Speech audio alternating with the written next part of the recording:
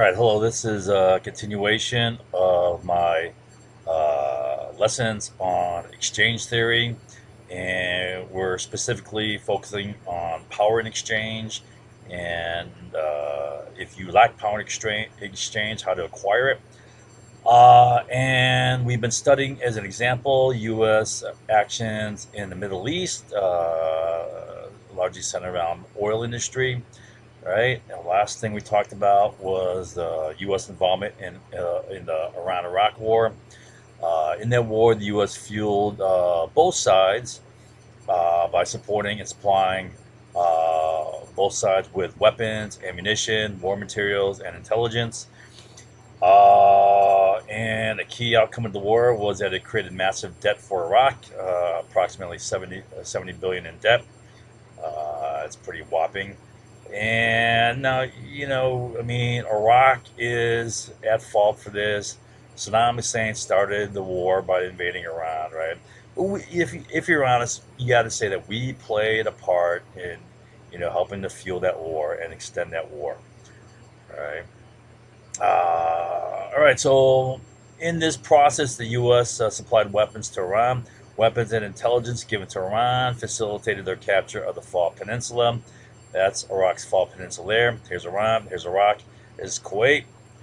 All right, and that stole Iraq's access to the Persian Gulf shipping, right? Nothing coming in or out the Shatt al-Arab waterway. There's Basra, Iraq's main oil facilities. Okay, so, and it also threatened Kuwait, right? With the Shia Islamic Revolution right on his doorstep. So now uh, Iran has control of the Fall Peninsula. This area already is Shia dominated, right? So there's a threat of a Shia breakaway state down here threatening in Kuwait, and Iran again is threatening to export the Islamic Revolution and overthrow the Sunni monarchies like Kuwait. So now, once Iraq lost that access, they had to pump oil to Kuwait through pipes to be shipped out on Kuwaiti tankers. There's Kuwait City, the main port facilities are there. And now Kuwait needs protection from Iran, right? Iran's on its doorstep and Iran is attacking its tankers. So they request protection from the United States, and the U.S. provides naval escort for Kuwaiti tankers carrying Iraqi oil. All right, oil being the key means by which Iraq fights this war. So this is a clear act of war, and it results in 9 military engagements with Iran, sinking multiple, major engagements. There could be more, sinking multiple ships, roughly about half Iran's navy, and destroying multiple Iranian oil platforms. All right. So the U.S. Protects Kuwait against its mortal enemy and existential threat, Iran, and gives Iran a decisive beatdown in 9 engagements. And this earns for the U.S. trust, credibility, confidence, and comity from Kuwait. So, chief results of U.S. actions during the Iran-Iraq War, well, we helped fuel the war, increase the need to produce oil, and wage economic warfare, especially with the Kuwaitis and Saudis waging economic warfare by overproducing against Iran. Gain indirect control over oil price this way, right? We lost the control of oil price back in 70, 71. Now, also another chief result is Iraq is in major debt. We talked about that up here, right? And also the creation of trust, confidence, credibility, and comity, good working relations, friendship between the U.S. and Kuwait. So the U.S. fueled the war by supplying both warring sides with weapons, ammunition, war materials, and intelligence, while at the same time protecting the flow of oil threatened by the war, right? That's Operation Earnest Will, escorting tankers, and that was extended to not other nations as well. That was a policy stated by Defense Secretary Carlucci at the time. All right, so let's go back and see what's going on here. Yeah, so we'll pick it up in 1989, November 2nd. Right at this time, Iraq had big war debt, right? And then you have U.S. Director of the CIA, William Webster, He meets with the Kuwaiti Brigadier Fahd Ahmed al-Fahd, right? Kuwait's General of State Security. He's like the top general, apparently, right? Now, right after William Webster meets with the Kuwaitis, a memo is written, dated the same day, and it's from Fahd here, the General of State Security, to the Interior Minister, right? Just like Icky's in charge of oil, right? Oil is a key resource for Kuwait.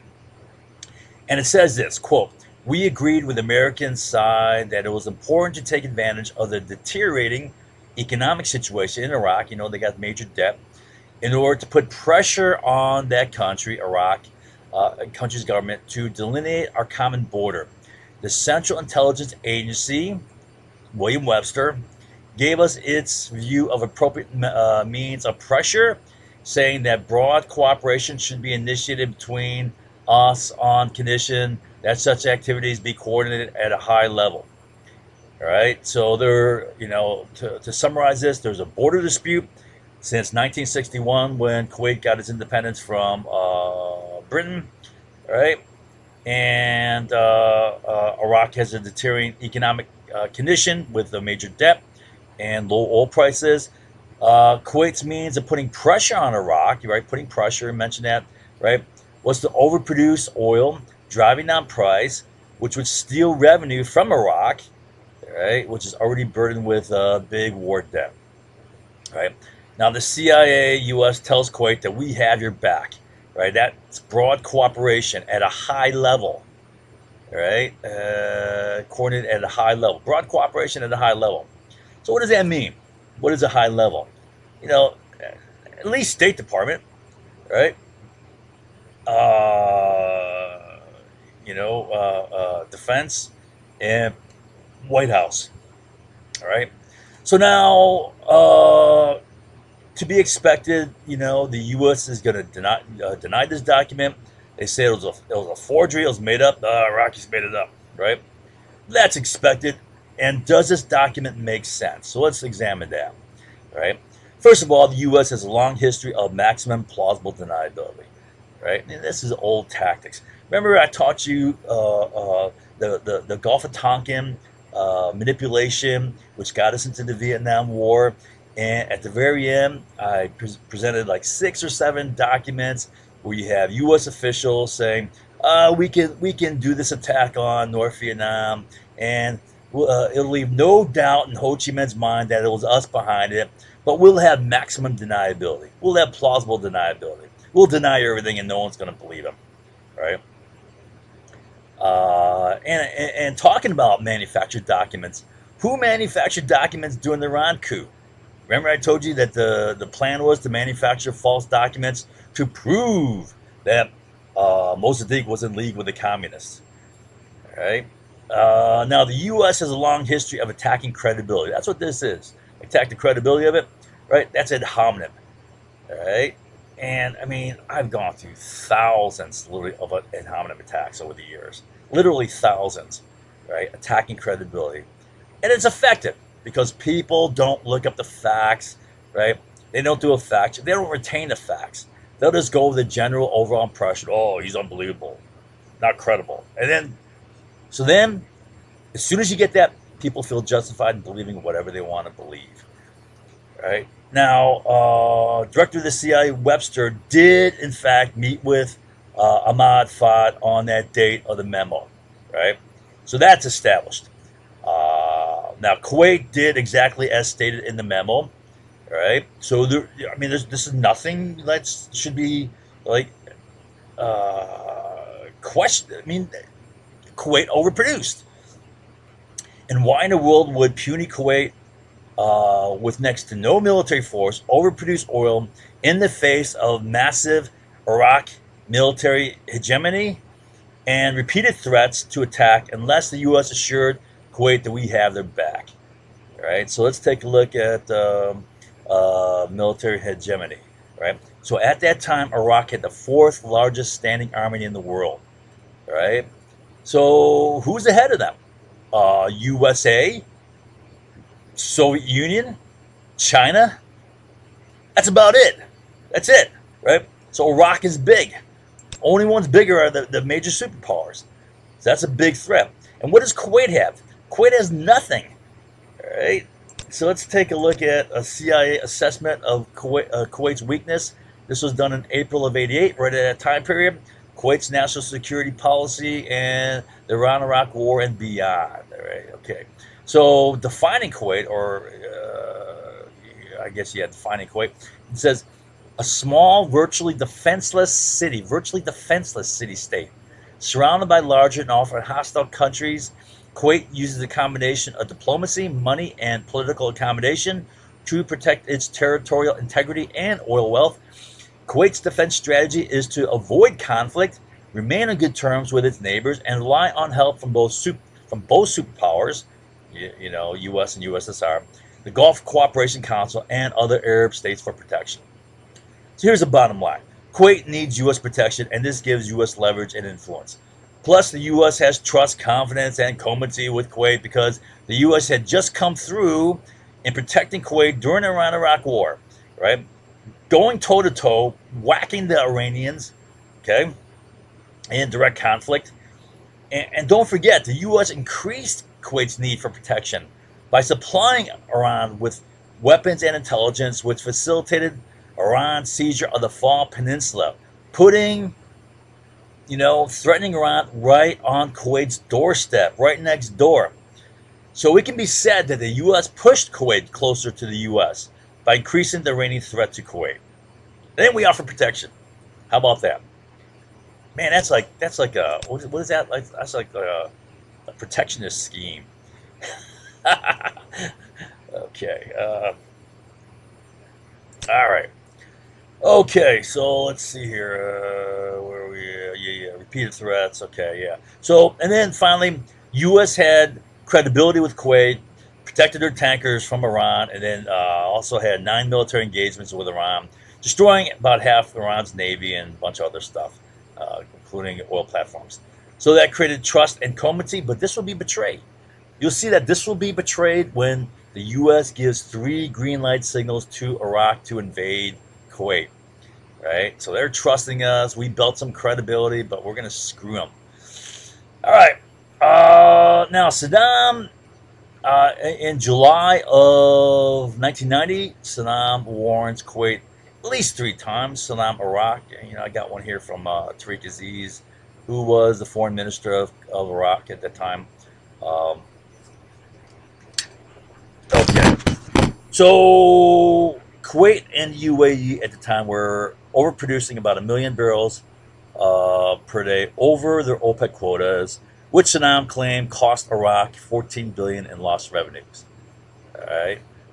Now, the first threat was on June 27th of 1990. Saddam Hussein warns Kuwait and UAE to stop overproducing. That's reported in the New York Times on the 28th. Then on the 17th, I got a quote here. President Saddam Hussein, Iraq today openly threatened use of force, right? So this is military use of force against Arab oil exporting nations if they do not curb their excess production, which he said had weakened oil prices and hurt the Iraqi economy. All right. New York Times again. And then another quote, Iraq warned fellow OPEC members today that in view of the violations of the cartel's production quotas, that viewed violations of the cartel's production quotas as virtual acts of war. All right. That warranted, an act of war warrants an attack, and accuses neighboring Kuwait of stealing its oil over the last decade. All right, so Saddam accused Kuwait of $2.4 billion in theft from border wells. All right, then the Philadelphia Inquirer on July 19th quoted Tariq Aziz, the foreign minister of Iraq, right, said Kuwait and UAE overproduction was tantamount to military aggression against Kuwait. That's act of war, right? Right. So this is military threat and a premeditated and deliberate plan to weaken Iraq and undermine its economy and security. So Kuwait did offer to curb production on the 26th, right? And I say here, too late. It wasn't too late, right? Saddam wanted Kuwait, right? That was a big thing. And you know what? It helped when we gave him green light signals. All right, so what do I have here? Okay, so here's Saddam's complaints and arguments, you know, right, for against Kuwait, right? It said Kuwait overproduction was driving down oil price, causing a severe loss of revenue to Iraq. Claims 14 billion, when Iraq had 70 billion in war debt. Right now, the U.S. had a role in that debt. Recall, and recall that debt is handy. Debt is leverage. Debt is a resource in exchange theory. Debt is a weapon. All right. Now, Saddam claimed that he fought the 8-year war with Iran to protect Kuwait and Saudi Arabia from the Shia Islamic, threat, the Islamic Revolution threat, Iran. And then they show their gratitude by screwing Iraq economically. Now, this is BS, right? Because Iraq started this war, and Saddam started this for his own reasons. Let's quickly review those reasons here. I don't want to go in great detail. But here's Saddam's real motives for attacking Iran, right? He wasn't trying to protect Saudi Arabia and Kuwait. He can care less, probably. One, border dispute along the Shatt al-Arab waterway, okay. Two, Iran was supporting Shia and Kurdish rebellion within Iraq, right? And then the Ayatollah Khomeini had called for export of the revolution to Iraq, overthrow of the Ba'ath Party, ruling in Iraq. Iraq, Saddam claimed, had historic claim to the Kurdistan province, where there is 90% of Iran's oil reserves, right? You know that he really wants to get that oil. And there's U.S. intelligence given to Saddam indicating that the disputed territory could be taken by Iraq in a short offensive lasting only a few weeks. It turns out to be an 8-year war. And then Iran was just post-revolution, so it was weak due to the chaos in the country post-revolution, sanctions against it, and international isolation diplomatically, right? Okay, so now another argument that Saddam had for invading Kuwait is Kuwait stole a portion of Iraq territory while Iraq was busy at war with Iran, roughly 700 acres, which is approximately a square mile, right? Not a big piece of land, right? Kuwait was slant drilling into Iraq. Right, that's what Saddam was claiming, and stole 2.4 billion from the Ramali oil well, which is right on the border. So they probably didn't even have to slant drill. You just drill down on that. I mean, whose oil field is that if it's right on the border? And it said must repay or face a military attack. Historically, Kuwait rightfully belonged to Iraq. Now, this is highly questionable too. I have a quote on Saddam's claim. Quote, upon independence, Iraq claimed all Kuwait, citing an Ottoman-era document. That's pre-World War I. Ottoman era lost that territory after World War I, in which Britain recognized Kuwait as part of Iraq's province of Basra, Baghdad, and Mosul, though the document was never ratified. Iraq pressed its claim with threats of force that were withdrawn only after Britain and Arab countries came to Kuwait's assistance, and Kuwait agreed to give Iraq money. All right, so never ratified. All right, it was a treaty that was probably signed, but like the United States, the Senate has to ratify treaties. Well, British Parliament has to ratify treaties made by their leaders as well. All right. So last one is, quote, Iraq accused Kuwait of being an American puppet and conspiring with the United States to throttle the economy of Iraq, which has the world's second largest oil reserves, but endured a costly war from 1980 to 88 with Iran. All right, got that from two sources, Dayton Daily News and Newport News newspaper. All right, exact same quote. All right. Now, July 22nd, after 3 threats of war, right? So he makes these threats, right? These are the reasons for his threats here, right? Much of these are bogus, right? Kuwait is overproducing. They've overproduced, right? Now, after 3 threats, Saddam placed 30,000 troops and 200 tanks. That's 2 armored divisions, right, on the border of Kuwait, and he would increase that in the coming days up to 100,000 by the time he invaded on the 2nd. He's going to invade Kuwait, starting the Iran-Iraq War. Now, if Saddam takes Kuwait, would that be a strategic threat? Yeah, it'd be a big-time threat, all right? It's just like the threat of him taking the Khuzestan province in 1980. He would greatly increase his oil reserves, right, which would greatly increase his revenues, allowing him to purchase more weapons and increase his military strength. And that would disrupt the balance of power in the Middle East, destabilizing the region, creating a serious security threat in a critical oil-producing region for the world's economy. And he would essentially double his oil reserves, greatly increase his spare oil production capacity, which he could use to restrict production coming out of the Gulf, right, to raise oil price, which would damage the world economy. That would give him control of oil price, right? Now these are two serious threats. Both of these cannot be allowed, right? To allow this would be crazy. So what did the Bush administration do? Right? It gave Iraq 3 clear green light signals. Okay, we'll talk about that in a second here. All right. So now he does this. He builds up forces there on the border. He's going to increase it over the days here, right? But right away, July 24th, first green light. The spokesperson for the State Department, Margaret Tutwiler, makes an official press release. Quote, "We do not have any defense treaties with Kuwait, and there are no special defense or security commitments to Kuwait." Right?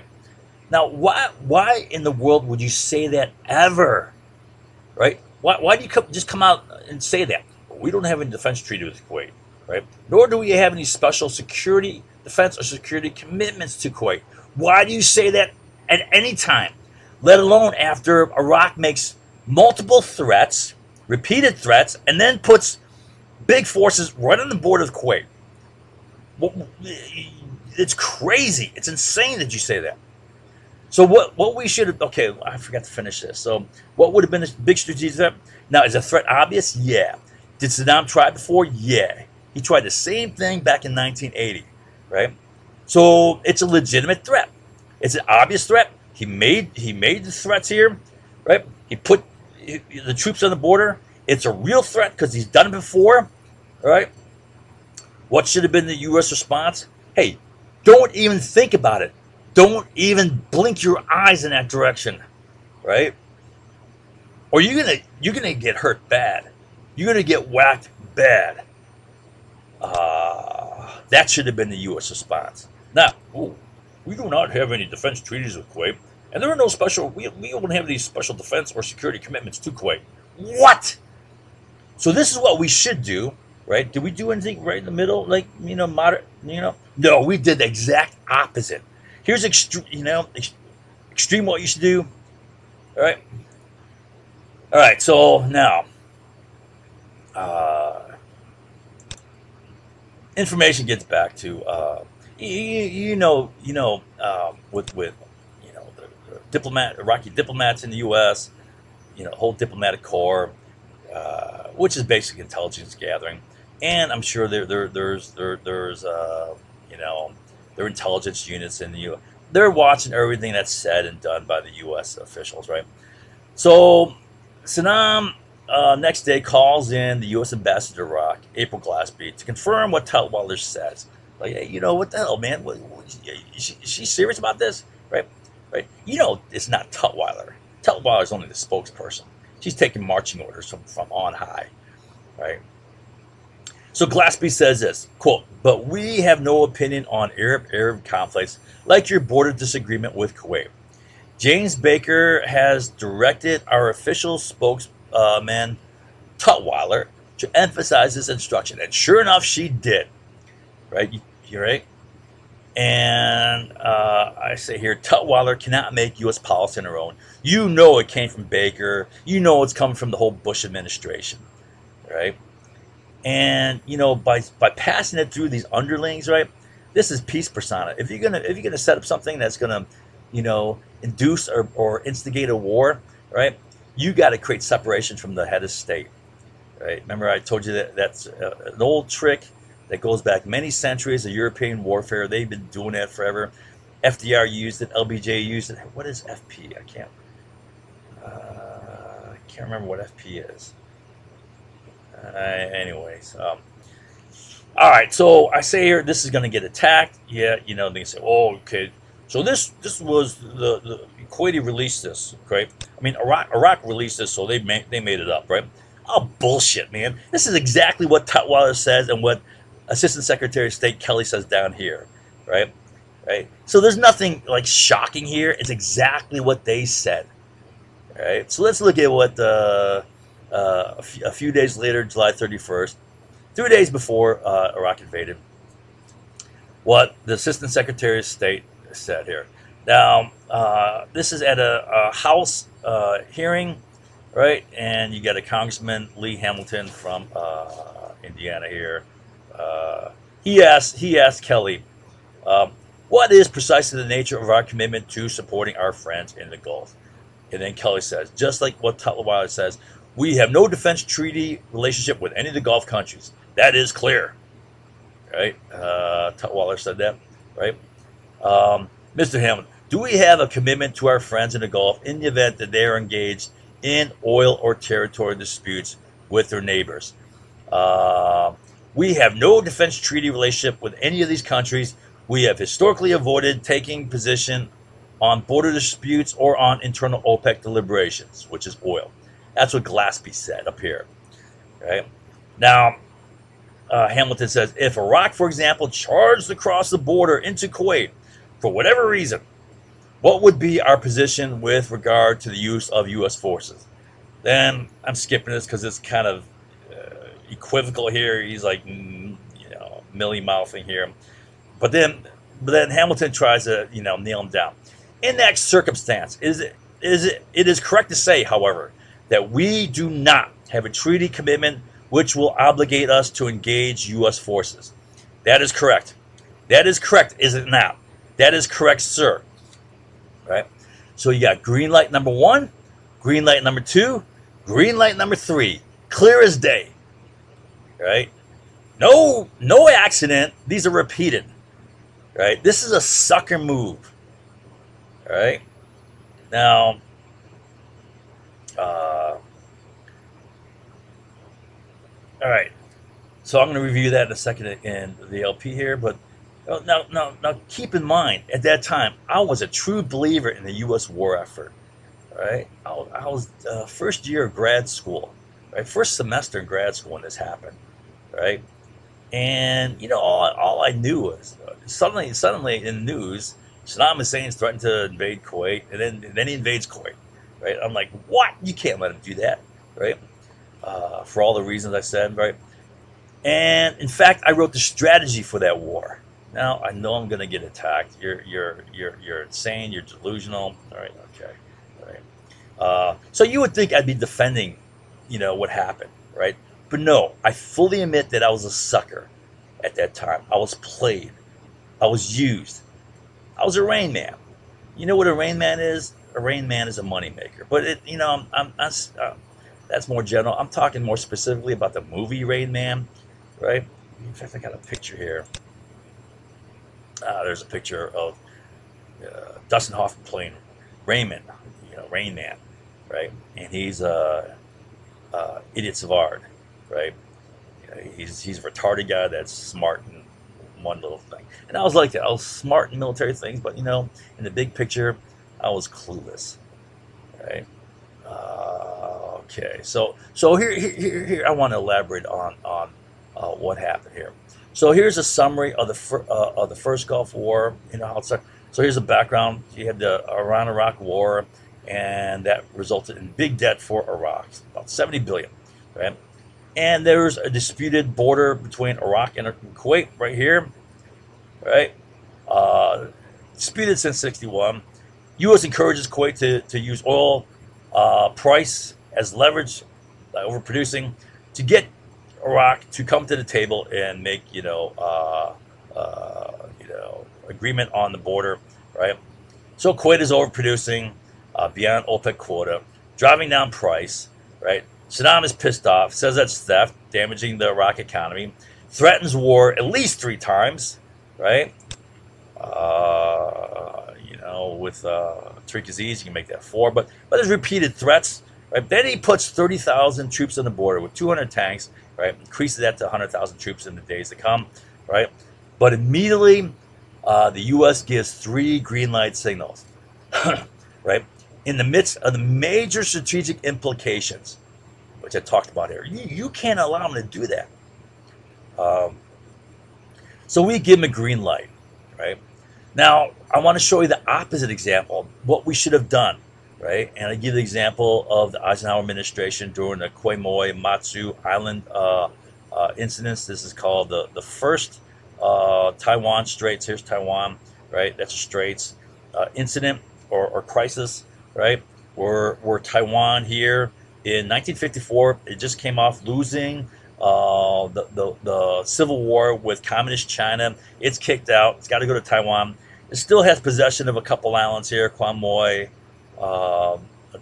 Matsu, and then there's another island here called Xiamen or something like that, another small island there, right? So they still possess these, and then the communist starts bombing these artillery rounds, striking them, right? In 1954, the People's Liberation Army, that's communist China, began shelling the 2 Republic of China islands off the China coast, probably in part as a probing action to test U.S. commitment to defend Taiwan, and also, they got to take these out. If they want to take Taiwan, which they do, they got to take possession of these islands. You can't try to take Taiwan with these at your rear, right? Anyways, U.S. non-response. If the U.S. didn't respond to this, that would have increased the probability of an attack, right? Right. So the idea is this: you want to play the probabilities, and you want to minimize the probability that China attacks, right? So how do you do that? You come on strong. You leave no question, right? And the Eisenhower administration responded with a nuclear threat. Veiled threat. We're gonna whack you with nukes, right? And China backed down. Okay. Now, I don't necessarily recommend throwing around threats of nuclear, retaliation here, right? There's limitations to that. One, it could backfire and it could motivate China to develop nuclear weapons, and maybe in part it did, I don't know. But they developed a nuclear weapon by 1964, right? Or they can call the bluff. Like, yeah, right. You're going to use a nuke for, we're going to take these 2 little piddly islands and you're going to nuke us, right? Sure. And they'll call your bluff. And if they call your bluff, that's going to reduce your credibility. And in a sense, they did. China restarted hitting those islands in 1958. So essentially, they're calling the bluff, creating a second crisis. And in that crisis, Eisenhower administration responded with conventional weapon support for Republic of China, including providing Sidewinder missiles. I guess those early models like AIM-9As, probably the first generation, right? And they proved really effective against the MiG-15s and 17s, actually, right? So they provided a bunch of weapons, and they also had provided naval support here in the Straits here, right? So a strong show of force, right? That's what you got to do, right? That's what like Eisenhower, right? Made it clear, left nothing in doubt. All right, so extreme high-end scale of what we should do. Well, okay, maybe even too extreme. We're going to nuke you, right? But, you got to come on strong. What we should have done, threaten nukes may be excessive, risk calling a bluff, right? That may have led to Kennedy's flexible response policy, all this stuff, right? I read that once at all this incident, right? And, the Eisenhower adaptation to it, right, led to Kennedy's flexible response policy. But in any event, you say something like this: do not doubt that our response will be swift and be severe, right? And you will be hurt bad and you will fail. Right? It's just going to go bad for you, right? You're going to gain nothing from this and you're going to be hurt. But you don't want to do it in a way that is escalating or will corner them into a box, right? Which may increase the probability of conflict. Remember, you want to try to mitigate the probability that they're going to go through with it. Right? You want them to back down, all right? And maybe even giving them a face saving out like Kennedy did during the Cuban Missile Crisis. He gave Khrushchev a quid pro quo, a way of saving face in front of the Politburo by agreeing to take out missiles that we had nuclear Jupiter missiles in Turkey and Italy. So he said, we'll take them out, right? Give him something that he can say that, otherwise, right, he may not back down. You want him to get the missiles out of Cuba. That's your key objective, right? Right?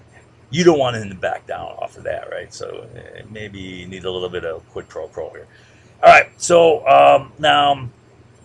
so this is extreme. What you should do, right? Here's a scale: extreme. What you should do, right? The opposite end, all right, which is actually what we actually did, what the Bush administration actually did. And here's in the middle, right? Middle, right? Example would be FDR remaining silent to the Japanese threat of war. Remember, twice in May of 1941, U.S. administration leaked that we're going to cut off oil to Japan.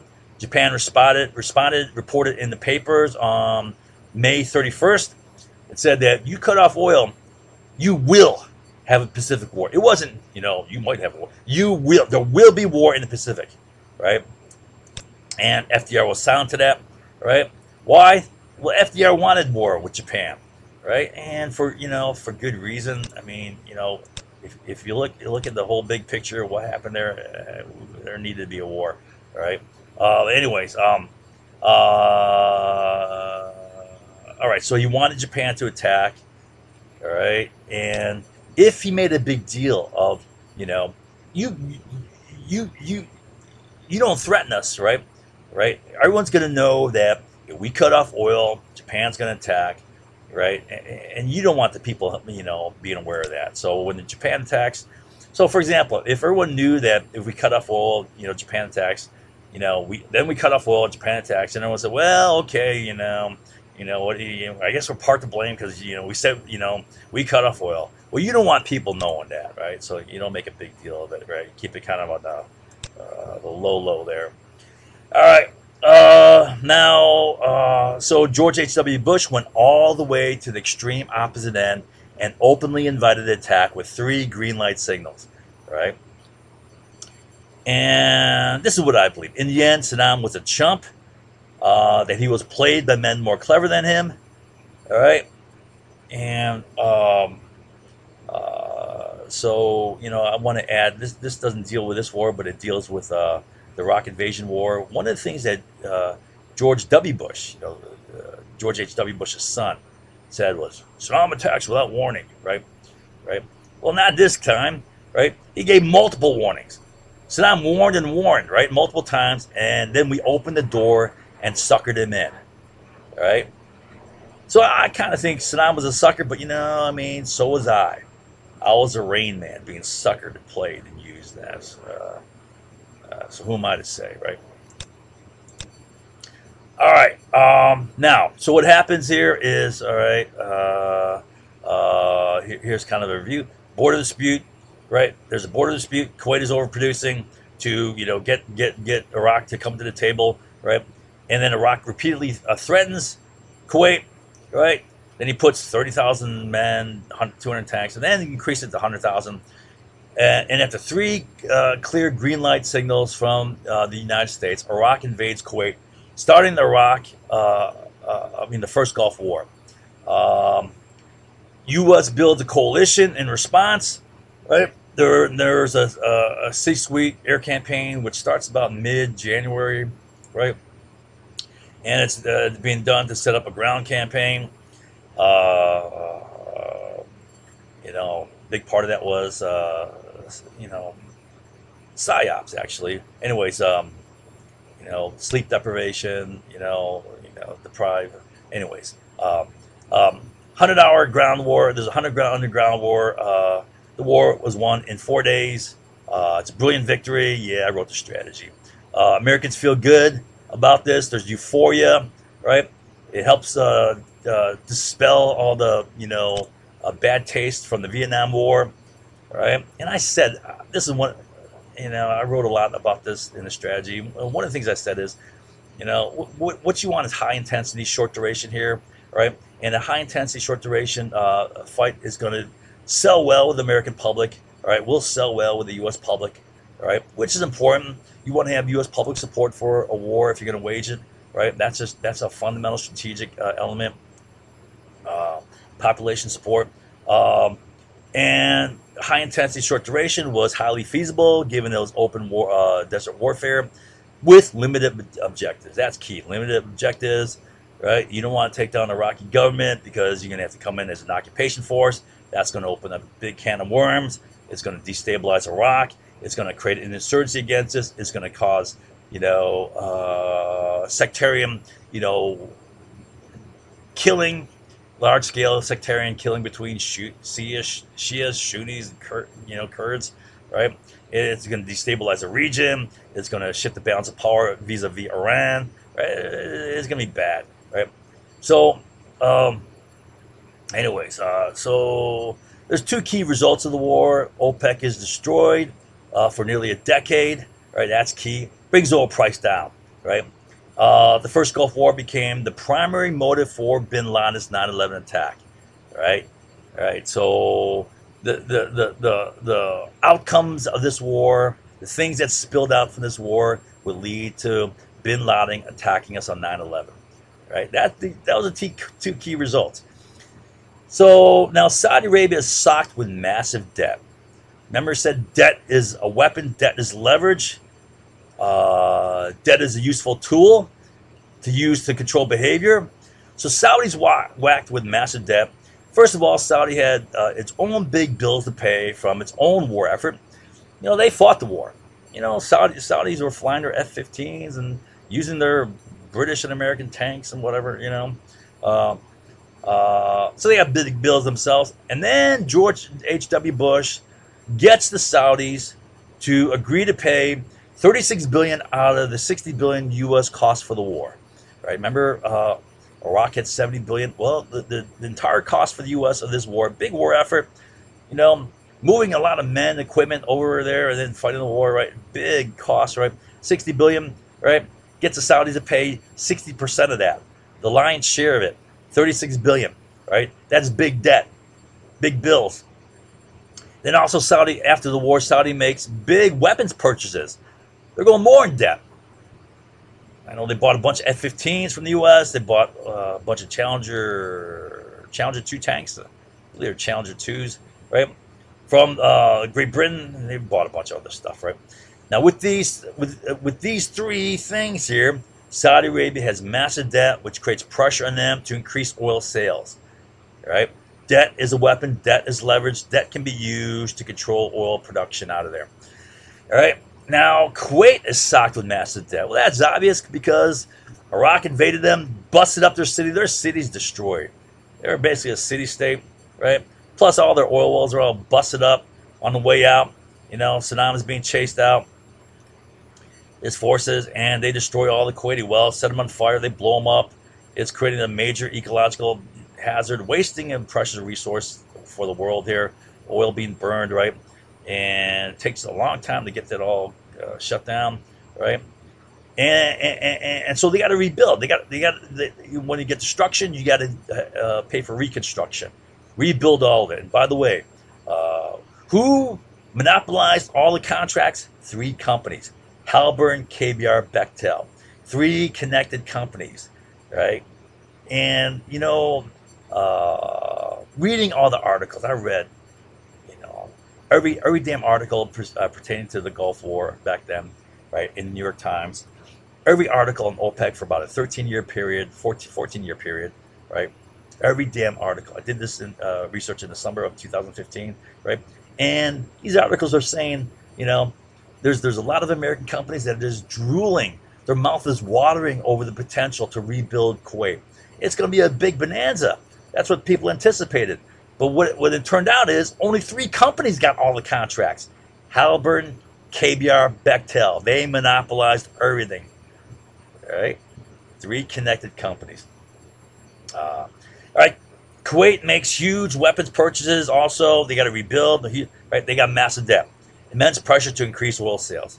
All right, so there's leverage on these 2 guys. You're breaking out Saudi and Kuwait. This is part of the divide and conquer of OPEC. right? Now, at the time of the war, many oil experts and economists predicted the war effect. And I, like I said, I read every article on OPEC from the beginning of 1990 through about 2004, right? That whole period. Uh, and they were saying this repeatedly: OPEC will have trouble cutting production after this war because of the war. OPEC will be destroyed. The U.S. will have increased influence over OPEC production, and Saudi Arabia would be asked to make the first production cuts, and this will be the key obstacle to preventing OPEC unity. OPEC will be busted, right? And I'll explain this in a second here, why Saudi Arabia will be asked to make the first cutbacks. So what happened was OPEC was flat on its back for nearly a decade, 9 years, until finally Saudi Arabia agreed to cut back production, right? And it went through some pretty severe austerity things, right? Which also led to motivation for bin Laden attacking on 9/11, all right? That was part of it. I'll get to that eventually. Unity is destroyed in OPEC. They cannot agree on production reductions for a 9-year period, right? Right. The big sticking point was the insistence that Saudi Arabia make the first big cuts in production, because with the war, they nearly doubled their production, going from 4.5 to 8 million barrels per day, right? And let me show you why. Let's see where we at here. Okay. Oh, wait. Okay, here. All right. So here's Iraq. Here's Kuwait, here's Iran, here's Saudi Arabia, right? Now, with the Iran-Iraq war, Iraq has Kuwait, right? And Iraq is prevented from producing oil, right? And so is Kuwait, so there's a loss, there's initial loss of 4.5 billion barrels per day. Well, who makes it up? Saudi Arabia has plenty of excess spare capacity, so they pick up 3.5 million barrels, and the remaining 1 million is picked up by Iran, right? So Saudi Arabia jumps from 4.5 to 8 million barrels per day. That becomes a big sticking point. Saudi big production. They gained a big production boost with the Gulf War. Oh, by the way, when the war started, after the first day of the ground war, oil prices plummeted. Right, they just dropped. All right, so. Now, but Saudi Arabia is strapped with massive debt, right? And they refuse to make these cuts. Debt is a weapon. Debt is leverage, right? OPEC unity is broken. You have OPEC overproduction. Oil prices spiral down. Revenues fall in oil-producing countries. A lot of these countries are barely making it. A lot of these countries are poor countries, like I told you, like North Africa countries, right? Algeria and Nigeria, and whatever, I think Libya was doing okay. They weren't relative to other, okay. So, and then Venezuela too is very poor. Their economy suffered to the point of threatening social, political instability. Oil-producing nations scramble to increase production to make up falling revenue, and there's widespread overproduction, cheating. There's things like netback deals, and there's bartering for oil, right? But that only further drives down price, right? So let's take a look at what happened to the price, all right? So this kind of shows. Here's the big diagram. Let me.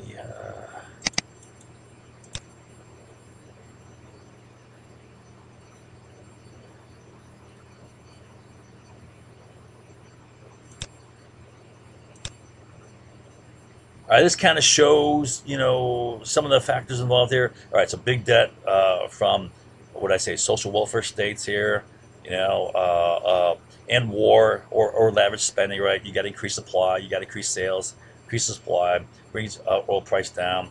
Or you got big national debt, you got poverty, you got unemployment, right?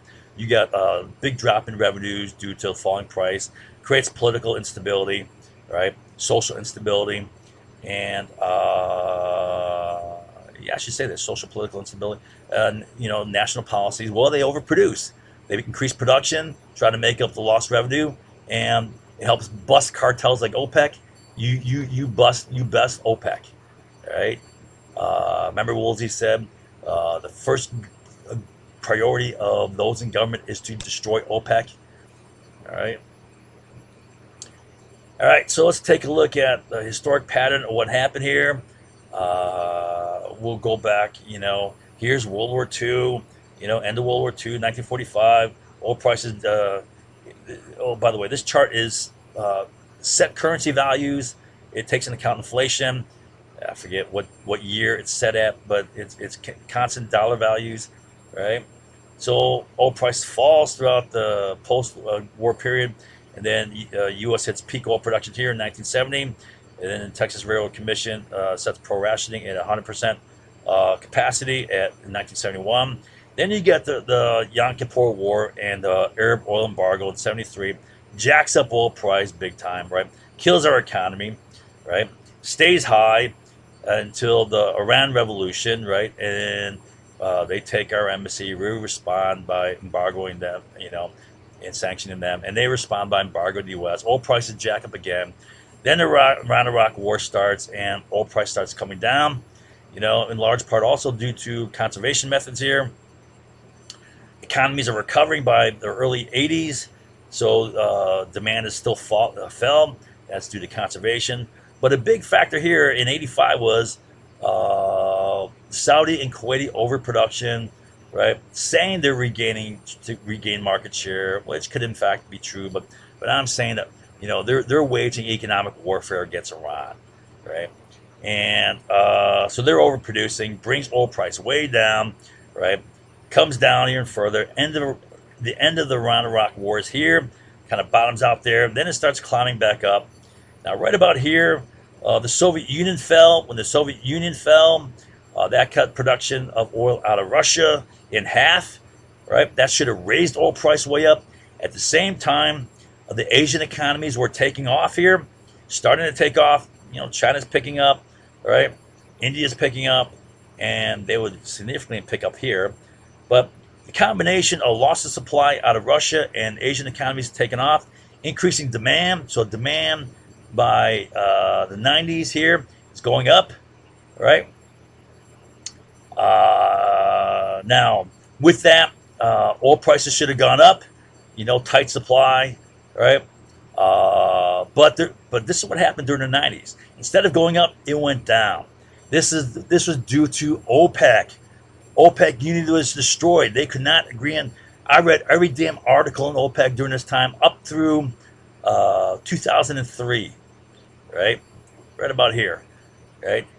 And the key theme was OPEC could never agree on price. And the big sticking point, just like as was predicted, was the insistence by all these nations, or by all the other nations, that Saudi Arabia make the first big cuts.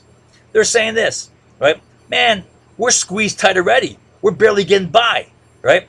We got social, economic, political instability in our country, and you want us to make cuts, right?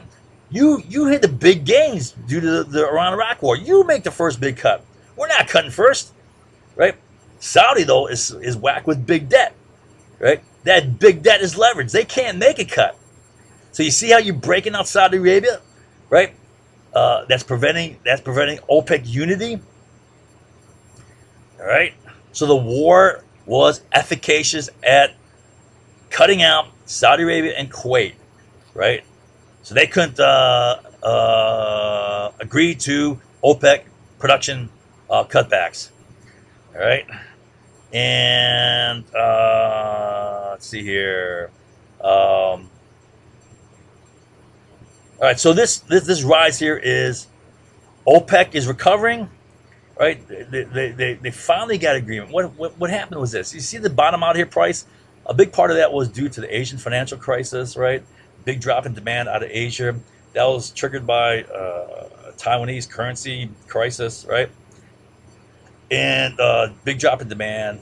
And then they recovered. OPEC, the big fall in price here finally got Saudi Arabia to make big cutbacks in its social welfare state stuff, its welfare spending, right? Which was one of the things that pissed off Bin Laden. He blamed it upon the Gulf War in the U.S., right? Uh, and also they made cutbacks in military arms purchases, right? And they made they finally agreed, finally in like 1999, Saudis agreed to make cutbacks, right? OPEC starts reconstituting.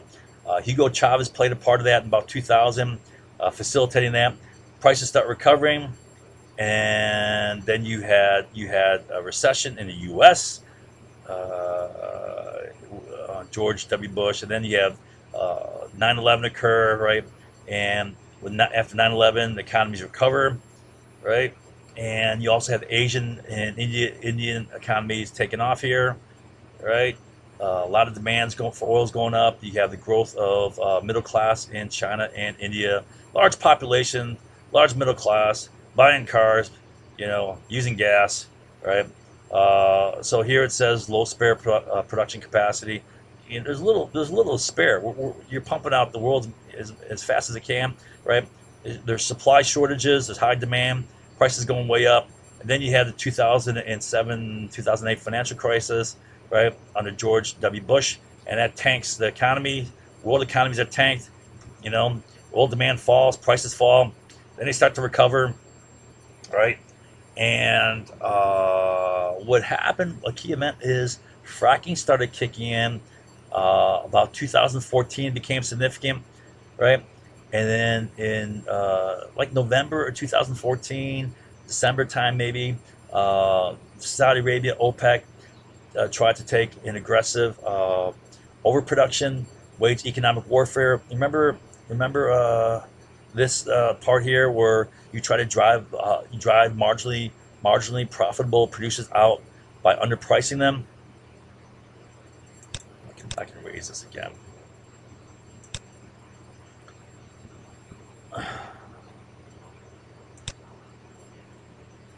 All right. So, and then prices fell. Oil prices fell. All right. And by 2015, they abandoned that. They're like, it's not working. Okay. Let's see. So let me see where I'm at now. All right. So OPEC is broken for nearly a decade, 9 years, right? When oil prices should have been going up, right? Look at the 9 years. They're going down. That's a pretty steep drop, right? Now, so OPEC is broken for nearly a decade, until about 99, 2000, right? It was a classic divide and conquer, destroy OPEC unity. You break out Saudi Arabia and Kuwait. You have war, creates massive debt, creates leverage, right? You bust OPEC, destroy them, right? Just like Woolsey said you had to do. All this was predicted by oil analysts and economists immediately at the time of the Gulf War, right? I mean, there's no surprise here. They knew this was what's going to happen, and it did, just exactly as it was predicted, right? And all of it came true. All of it, therefore, was completely predictable. And keep in mind, George H.W. Bush was an oil expert. He was also director of the CIA before this, right? I don't know what CIA plans are, but Woolsey's talking about you got to destroy OPEC, right? I'm sure they got some plans in the books there. That's my speculation, right? I mean, yeah, because I don't know. I don't have insight to the CIA, right? It took me a couple of years to figure this out, right? And the reason why is, after I wrote the strategy after the war, you get busy doing it. I totally forgot about it, right? So forgot about the war, right? But then, a few years later, I started thinking, like, wait a minute, right? This is why they did it. I figured it out on my own. And then many years later, 2015, I did my research. And sure enough, these guys said that's what's going to happen. Right? At the time of the Gulf War, back in 91, they're saying this. Okay, so quick review. U.S. urges Kuwait overproduction of oil. This pisses off Saddam, and he threatens 3 times, right, to attack. Then he puts 30,000 man army on the border. U.S. gives 3 green light signals. It's either insane or clever and smart, right? Saddam invades. You get the first Gulf War. Results in massive Saudi and Kuwaiti debt. Right? They need They have increased need to produce oil. This prevents agreement in OPEC, which prevents. So OPEC is busted for nearly a decade. Oil prices fall. U.S. gains control of oil price indirectly, which the U.S. had lost back in 1971, right? And control of price is monopoly power. But I say here there are far more ways of making money off a war between oil-producing nations, and I'll get that to that later on. I'll show you real quick. All right. So this shows the many ways of making money off a war. I'll explain this all later. In the Middle East. All right, where are we at here? Okay. All right. Now, I want to do the last thing. I want to do a summary. So I'm going to show you how 3 wars, you can say 4 wars, with war on terror, I guess.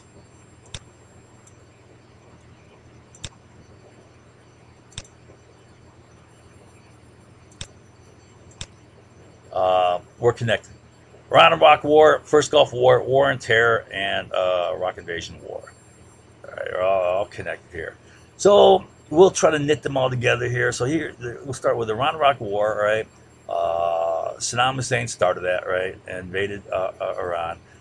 But the U.S. gives key military support to both sides, fueling and extending the war, right? This plays a role in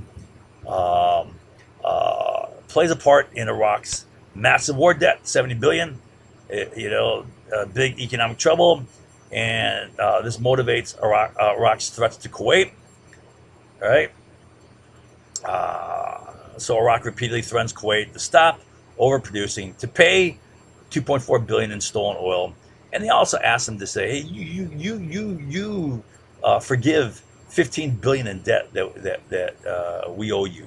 That's another thing Saddam tried to muscle out of Kuwait. U.S. provides Iran with key weapons. That's part of the supply on both sides, right? And intelligence in time for an Iranian offensive in which Iran seizes Iraq's Fall Peninsula, right? Remember I told you that's key. That's Iraq's means of shipping oil into the Persian Gulf. So Iraq must pump oil to Kuwait and then ship it on Kuwaiti tankers. And then Iran increases attacks on Kuwaiti tankers. And then also Kuwait is now threatened with Iran right on its doorstep. Fall Peninsula is right next to Kuwait. So Iran is right there. And Iran is threatening to overthrow the Kuwaiti government with its Islamic revolution. Kuwait seeks and gets U.S. protection in the form of U.S. naval escort and 9 military engagements with Iran. And then U.S. protects all oil transiting the Persian Gulf. That's a Carlucci thing, where he says we're going to extend protection not just to Kuwait, but to all oil tankers. All this increases conflict with Iran, right?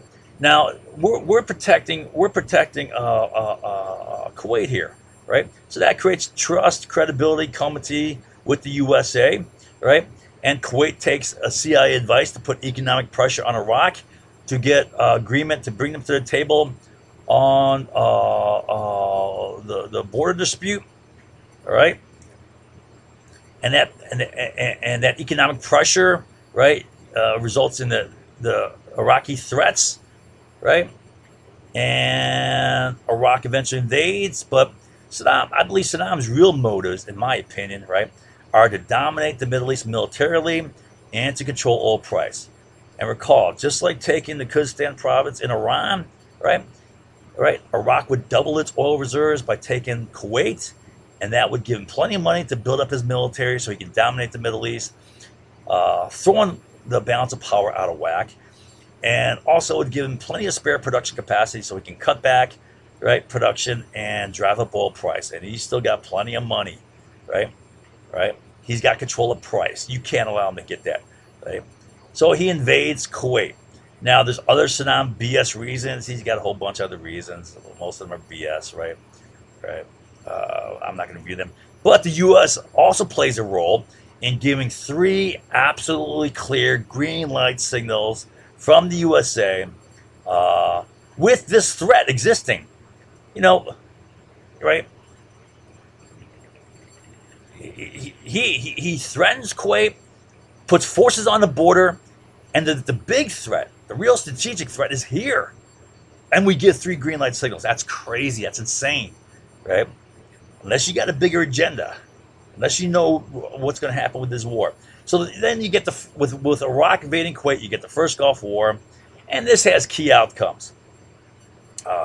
First of all, OPEC is destroyed for 9 years. This brings oil prices down at a time when they should have been climbing with Russian output being cut in half, with Asia economies growing, with demand growing, right?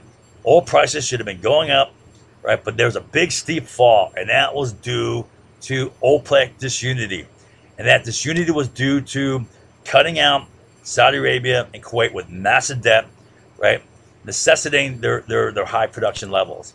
They can't cut back, right? And Saudi Arabia was key because it got big production increases with the war. And everyone's saying, wait, we're not cutting back until you cut back, right? And Saudi Arabia couldn't cut back because of this big debt due to the war. All right, now another thing is, during the first Gulf War, I don't know if anyone remembers, but there was a lot of fear that Iraq would use weapons of mass destruction, much of which we sold to them during the Reagan administration, authorized by the Reagan administration. And they never used it. I guess they're smart. They're not stupid enough to use WMD against the U.S., which would ensure they get severely whacked, right? So they didn't use it back then when they had it, right? And there was UN sanctions placed upon Iraq saying, you got to get rid of all your WMD. You could sell no oil, no export of oil, which is 60% of their economy, right? No export of oil until you prove that you have no WMD. And that results in 7 years of WMD inspections. So we're in there from 91 to 98. That's 7 years, right? We don't find squat. And, now, during that time, and this comes from Scott Ritter, who will go down here, was the lead UN WMD inspector on the ground in Iraq for 7 years, right? And he cites in his book, Iraq Confidential. I'll get to that down here. Yeah. Anyways, he cites in his book all the dirty games the CIA played with WMD inspections, right? At a time when 567,000 Iraqi kids were dying. They died due to the WMD-based economic sanctions, right? That's an estimate by the United Nations Food and Agriculture Organization, all right? And, all right, so now that becomes, so the first Gulf War becomes the key source for bin Laden's motives for his 9/11 attack, right? And some of these motives I list here, there's about 5, 6 of them. We'll go through that in a coming up lesson here. But here's 3 of them, right? The WMD inspections and UN sanctions, based on WMD, resulted in the death of what bin Laden said were 600,000 Iraqi kids. He was pissed about that. Mentioned that a number of times, right? And he's rounding up. It was 567. It's a lot. Over 500,000 Iraqi kids dying, right? He's pissed, right? He's angry at the U.S. wars on Muslims in the Middle East, right? He said the Arabian Peninsula, and beyond throughout the world. He says, right? And he's pissed about after the war, there was permanent U.S. forces stationed, for example, in Saudi Arabia.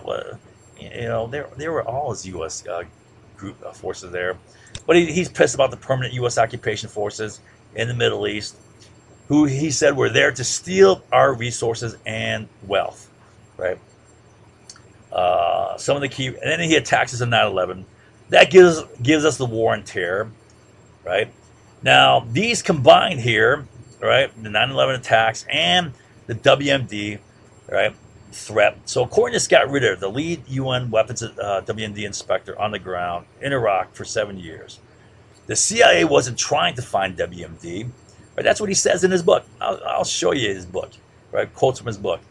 The CIA only wanted to maintain the public perception that Iraq had WMD, Saddam had WMD, and was concealing it, right? And that would be used for fear-mongering, right? In fact, the CIA did much to obstruct and sabotage Ritter's efforts to find WMD. Scott Ritter was a highly patriotic guy. He was hard-charging, driven to find WMD, and he said the CIA was sabotaging his efforts. I'll show you. I'll go through a number of things they did to sabotage his efforts, right? That's crazy. You'd think they'd be helping him. The Bush administration conducts, now, so that's the fear-mongering with WMD, and the Bush administration conducts a meticulously planned strategy, remember that? To conduct a bait and switch using the 9/11 attacks by Al-Qaeda and bin Laden to justify an attack upon Iraq, which had nothing to do with the 9/11 attacks, right? So the combination of the fear and horror and, of the 9/11 attacks with the fear of WMD is used to get the Iraq invasion war. Remember how he set up they timed the vote for the resolution right before the October recess, which is right before the November elections, to create leverage, right, to get a vote in favor of the resolution, and that resolution would be the hot little ticket to war that serves as a legal basis for this war, right? Now, this war ends up forming ISIS, clearly, right? You got the Iraq military hunting down the radicals. Now, you take down the country, right? They join forces, right? The fundamentalist radicals and Iraq military, and they form ISIS, right?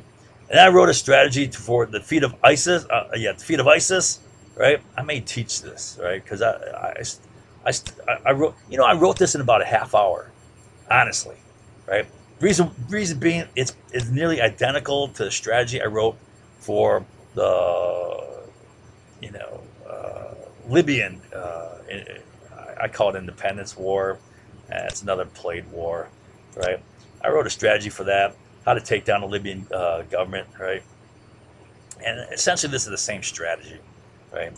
All right. So the Iraq invasion war destabilized the Middle East. It exacerbated the Sunni-Shia conflict, including Syria, which is now a key battleground between, the Sunnis and the Shia, right? My I guess hypothesis is competition over potential gas and oil pipelines through Syria, making a beeline straight to Europe, big market there. Competition between Saudi Arabia, Qatar, for example, Kuwait, and all those guys, right? And Iran. Expansion of the terrorist threats. So this is what Richard Clark said. He said, "Man, you could do nothing more to boost the strategic threat of Al-Qaeda than by invading Iraq, right? It's almost as if George W. Bush was conducting in mind control of, bin Laden was conducting in mind control of George W. Bush, whispering in his ear, invade Iraq, it's going to be the best thing for us, right? It had built up worldwide support for expansion of the radical Islamic jihadism, right? And increased terrorist attacks, right? For example, Spain and United Kingdom, Britain participated in the invasion of Iraq. Well, they got whacked with their own terrorist attacks, right? And also significant expansion of radical Islamic jihadism worldwide, including homegrown terrorists for the first time, Islamic terrorists for the first time in the U.S., right? And then I say here, a big spill out, right? There's many ways of making money off the war in the Middle East. All right, we'll talk about that. Uh, yeah, I showed you that. So here's quotes from direct quotes from Ritter's book. All right, I don't know if I'll go through all this. I may just go through the summary here. Uh, yeah, maybe I'll do that. I'll scroll through this so that you can read this on your own. That's what I'll probably do. And this is what I'll cover next. How this was a key part of justification of us invading Iraq, right? And how from 1991 to 98, the CIA screwed with WMD inspections, right? Playing dirty games with it. All right, so that's that lecture. Hopefully something sticks there.